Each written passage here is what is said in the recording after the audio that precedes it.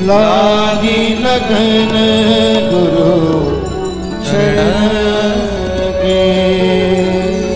যে জীব গুরু চরণের আশ্রয় নিয়ে চলবে, যারা গুরুর ছত্র ছায়া নিয়ে চলবে এই সংসারের মধ্যে, মনে রাখবে তাকে কেউ ঠেকাতে পারবে না, তাকে কেউ ঠেকাতে পারবে না, তাকে কেউ ঠকাতে পারবে।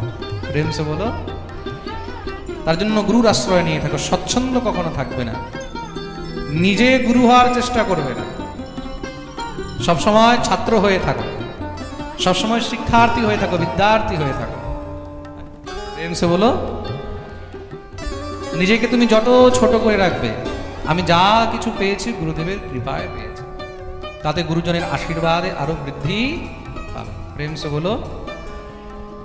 আর তুমি যদি নিজেকেই সর্বে সর্বা মনে করো, আমি করেছি, আমার সাধনার বল, আমার এই আমার সেই, আমি এই পড়েছি, আমি ওই পড়েছি, আরে আমি পড়িনি, আমাকে গুরুদেব পড়িয়েছে, গুরুদেব কৃপা করেছেন। শ্রী সুখদেব প্রভু একবারও বলেননি আমি ভাগবত পড়েছি, সুতজি মহারাজ একবারও বলেননি, তিনি কি বলেছেন? পিতামেরো মহর্ষণ, আমার পিতা আমাকে কৃপা করেছেন। শ্রী বলদেব প্রভু আমাকে কৃপা করেছেন। শ্রী সুখদেব প্রভু কি বলছেন? সুখদেব প্রভু বলছেন এই ভাগবত আমার পিতা আমাকে প্রদান করেছেন, মহর্ষি বেদব্যাস প্রদান করেছেন।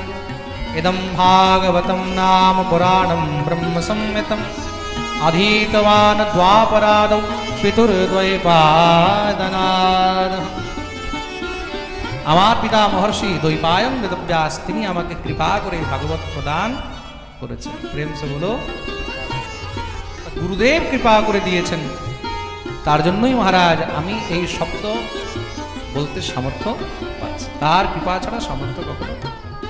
গুরু কর্ণধারম, গুরুর আশ্রয় নিয়ে চলো, বিদ্যা গুরুর কাছে গিয়ে শেখো।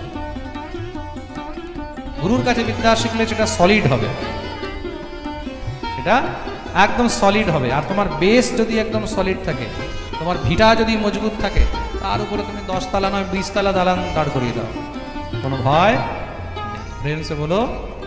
আর যার ভিটা দুর্বল আছে, যার বেস দুর্বল আছে, 2 তলা বাড়ি বানালেও মহারাজ একটু ঝটকা খেলে ধপ করে পড়ে যাবে, সব শেষ হয়ে যাবে। প্রেম সে বলো। বলিয়ে ভক্তবৎসল ভগবান কি। শ্রীমন মহাপ্রভু সেবা সঙ্গনে দিব্য আনন্দ করছেন সবাইকে।